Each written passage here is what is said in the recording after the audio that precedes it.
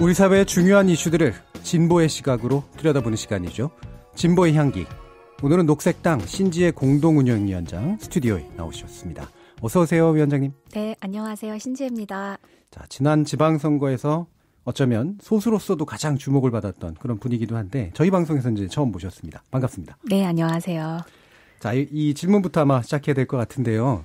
아까 좀 전에 말씀드렸습니다만 아마 이번 이제 서울 지역에서의 시장 후보로 나오셨고 지방선거를 기준으로는 아마 좀 개인적인 삶도 좀 많이 바뀌시지 않으셨을까 싶은데 어떠세요?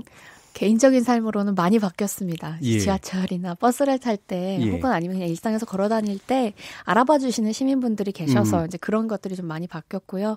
녹색당으로서는 예. 뭐 그동안 사실 녹색당의 정치인 하면 떠오르는 사람이 별로 없었잖아요. 그렇죠. 근데 저뿐만이 아니라 뭐 제주녹색당에 이번에 도지사 후보로 나오셨던 뭐 고은영 위원장님이나 뭐 아니면 저랑 현재 공동운영위원장을 함께하고 계시는 하성수 위원장님 등 당내 여러 정치인들이 예. 많이 부각될 수 있었던 계기가 되지 않았나 싶습니다. 예.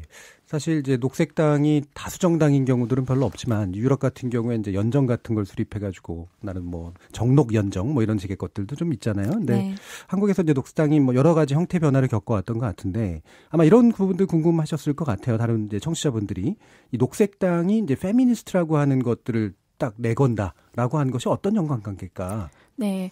많은 분들이 녹색당이 보통 생태정당 예. 혹은 뭐 환경을 중심으로 한 정당이기 때문에 페미니즘을 이번에 들고 나오는 것에 대해서 다들 의아해 하시더라고요. 예.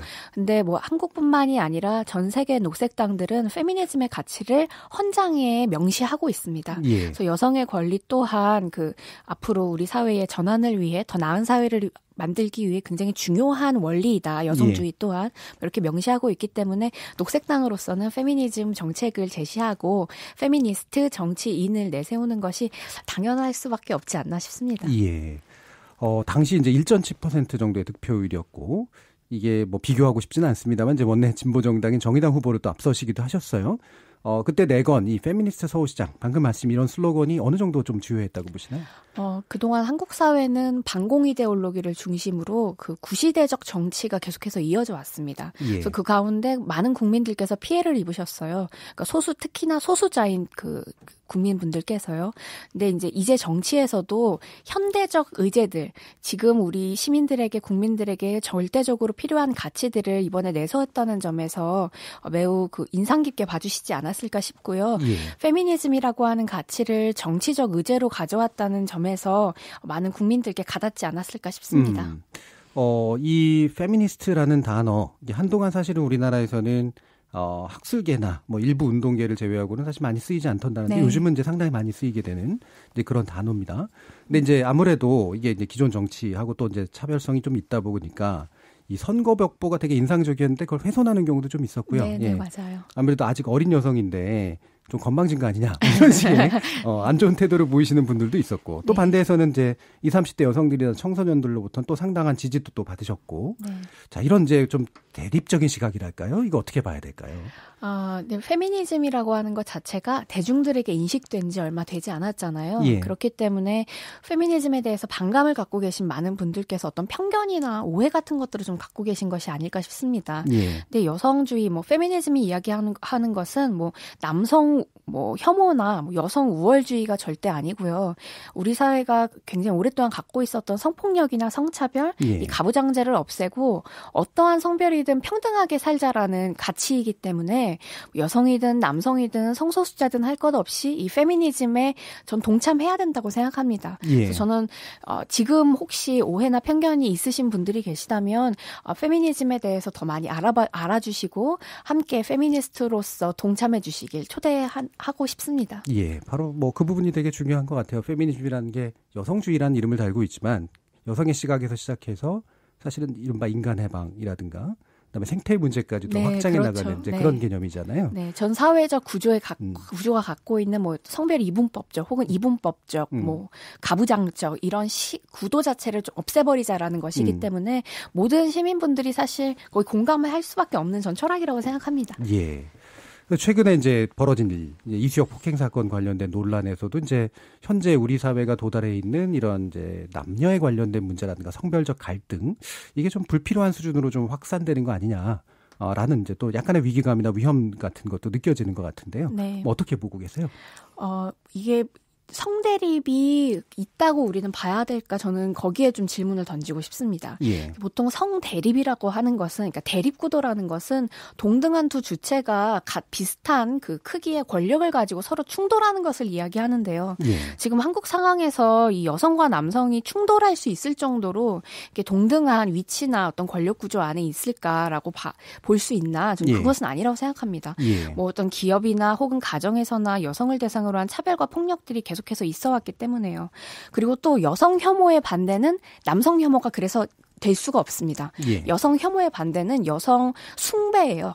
혹은 뭐 여성 뭐 그 믿음 뭐 이런 거 같은 거요. 근데 이 여성 혐오라고 하는 단어 때문에 많은 대중분들께서 좀 오해를 갖고 계신 것이 아닐까 싶고요. 그렇기 때문에 이 남성 혐오와 여성 혐오가 대립하고 있다라고 하고 있는 이 구도에서 벗어나야 될 것 같다는 생각이 좀 들고요. 성대립에서 벗어나야 된다는 생각이 들고요. 그다음에 이 해당 사건의 뭐 경위는 경찰 조사나 뭐 수사가 다 끝나야지만 알 수 있을 것 같습니다만 어쨌든 이 피해자분이 지속적으로 본인의 피해 사실을 증언하고 있고 또한 피해 사실들이 확인되고 있습니다. 근데 이 처리 과정에서 이 사건을 둘러싼 사회의 여성 혐오들이 오히려 저는 드러났다고 보고 있어요. 그러니까 여성분들이 욕설하는 이 영상이 퍼지자마자 여론들이 굉장히 많이 바뀌었고 뭐 혹은 언론 같은 데에서도 이제 비난이나 비판의 어떤 시각으로 기사를 쓰셨잖아요. 그래서 경찰들도 해당 뭐 피해자나 뭐 사건 관련자들의 뭐 소환 조사 같은 것들도 되지 않은 상태에서 이례적으로 수사 결과를 보도했습니다. 바른미래당은 이게 남성 혐오다. 뭐 이런 그 대변인들이 말하기도 했고 발언하기도 했고 이런 것들이 오히려 이 사건을 제대로 분석하는 것이 아니라 저는 오히려 이런 그 잘못된 시선들이 성대립이라고 하는 허상의 구조를 만들어낸 것이 아닐까 싶습니다.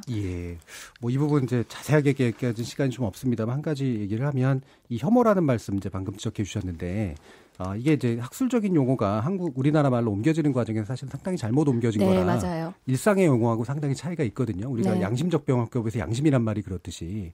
근데 이제 이게 문제가 된 거는 여성 혐오, 남성 혐오라기보다는 이제 상당히 증오적 발언들, 그게 성과는 또 무관하거나 관련이 있는 이런 것들이 이제 튀어나오는 것들이 이제 보여지기 때문에 나오는 그런 반응도 있기 때문에 여기에 대해서 이제 혐오라고 하는 게 권력 관계를 내포하는 거라서 그게 아니야라고 말하는 거에는 대중적 설득력은 사실 되게 좀 적을 것 같아요. 네, 그렇지만 저는 정치인이기도 하고 페미니스트로서 이제 대중분들께 시민분들께 이 사건을 어떻게 바라봐야 하는 것인지 그리고 우리가 꼭 여성이나 뭐 이런 사건뿐만이 아니라 이 권력 구조가 정확히 있는 사건에서 남여가 함께 뭐 공존해라, 뭐 서로 함께 잘 행복하게 살아라고 하는 것이 어떤 순간에는 폭력적인 발언이 될 수 있습니다. 뭐 예를 들면 얼마 전에 영국에서 한인 유학생이 그 폭력 사건에 휘말린 피해자가 된 사건이 있었잖아요. 근데 뭐 그런 사건을 두고 영국인과 한국인이 함께 잘 살아야지 공존해야지라고 얘기하는 건 이 권력 구조를 바꾸지 않는 상황에선 피해자에게 그 피해를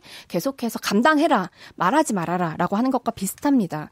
근데 이것이 다른 뭐 인종 혐오 혹은 뭐 장애 여부가 있었을 때 혐오 사건에서는 잘 그런 식으로 구도가 되다가 여성과 남성, 그러니까 젠더를 중심으로 한 사건들이 있었을 때에는 오히려 그냥 평화롭게 살아라, 공존해라, 뭐 이렇게 이제 해석되거든요. 근데 성 대립이 오히려 불필요한 어떤 이렇게 대립 구도를 낳는다면서요. 근데 이런 것은 오히려 피해를 받고 있는 이 소수자 집단에게 폭력적일 수도 있다라고 말씀드리고 싶습니다. 그렇죠. 문제의 근본 원인을 해결하지 않은 채 공존해라라고 말하는 건 뭐 문제가 충분히 있을 수 있는 일이죠. 또 이제 다른 주제로 얘기해야 될 것 같은데요. 이게 소수 정당으로서 어쨌든 원내로 진출하는 것도 필요한데 지금 이제 연동형 비례대표제에 대해서 이제 기성 정당들이 실질적으로 속내가 나오고 있는 것 같아요. 이거 어떻게 보고 계세요? 네, 얼마 전에 민주당 이해찬 대표가 뭐 연동형 비례대표제로 갈 수 없고 그게 우리의 에서 결정한 사항도 아니고 공약도 아니고 우리는 그냥 권역별 비례대표제 정도 얘기했을 뿐이다라고 말씀하셨어요. 근데 저는 이런 식으로 그 거대 정당들이 본인의 당리당략에 맞게 자꾸 이제 말을 바꾸는 것이 매우 우려스럽습니다. 이게 연동형 비례대표제라고 하는 것은 각 정당들을 위해서가 아니라요. 이게 우리 전국에, 그러니까 우리나라 전체의 미래를 위해서 필요한 선거제도입니다. 그러니까 지금까지의 선거제도는 의도적으로 국민들의 표를 세지 않았어요. 배제시켰습니다. 50%만 득표해도 92%의 의석을 가져갈 수 있는, 즉 42%의 국민의 표가 갑자기 증발해버리는 선거제도예요. 매우 문제적인 선거제도라고 할 수 있죠. 근데 이를 연동형 비례대표제로 바꾸면 우리 득표한 수만큼 의석수를 가져갈 수 있는, 우리 국민들의 민의를 제대로 반영할 수 있는 선거제도로 나아갈 수 있거든요. 근데 이것에 대해서 거대 정당들이 반대를 하고 미온적인 태도를 보이는 것은 저는 매우 문제적이라고 생각합니다. 그래서 민주당, 자유한국당은 좀 그럴 수 있다고 보고 있어요. 자유한국당은 워낙 이제 후퇴되어 있는 정당이기 때문에. 근데 민주당 같은 경우에는 촛불혁명의 힘으로 정권도 탄생시키고 많은 시민들의 응원을 받고 지지를 받고 있는 정당인데도 불구하고 이런 식으로 그 선거제도에 대해서 미온적인 태도를 보이는 것은 저는 매우 문제적이라고 생각합니다. 지금 녹색당 2020년 총선이 남아 있는데 이게 당연히 이제 지금 기존의 권력구조 개편을 위한 어떤 법도 필요하긴 합니다만 어쨌든 지금 이제 준비를 시작하셔야 될 것 같은데요. 총선 목표가 뭔가요? 당연히 원내 진입이겠죠. 네, 보통 해외 녹색당 같은 경우에도 7년에서 10년 사이에 원내로 진입합니다. 한국 녹색당도 이제 때가 되었다라고 보고 있고요.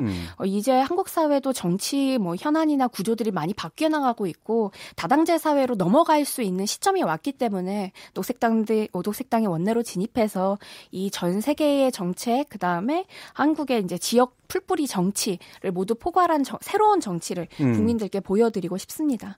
마지막으로 시간이 얼마 남지 않았습니다만 환경과 페미니즘 문제 외에 또 일반 국민들에게 말하고 싶은 이슈가 있으시다면 어떤 건가요? 저는 녹색당이 근본적으로 우리 사회의 불평등을 초점 맞춘 정치를 하고 있다고 생각합니다. 그러니까 부자와 가난한 자, 혹은 여성과 남성, 혹은 기존의 이성애자와 성소수자, 혹은 인간과 동물, 각자 다양한 그 권력 구조에서 보이는 이 불평등을 없애기 위해 그러니까 진정한 눈부시게 평등한 사회로 나아가기 위한 정치를 보여줄 수 있다고 생각하고요. 탈핵이나 기존의 기후 변화, 그 녹색 의제뿐만이 아니라 이 다양한 복지, 노동, 생활, 환경 다양한 의제들을 포괄하여서 우리 사회의 진정한 그 장기 비전을 국민들께 보여드리고 싶습니다. 불평등의 문제를 어떻게 전반적으로 구조적으로 해석할 것인가의 문제를 새로운 의제로 잘 만들어 가시길 그렇게 바라겠습니다. 감사합니다. 오늘 말씀 감사합니다. 진보의 향기, 오늘은 녹색당 신지혜 공동운영장과 함께했습니다.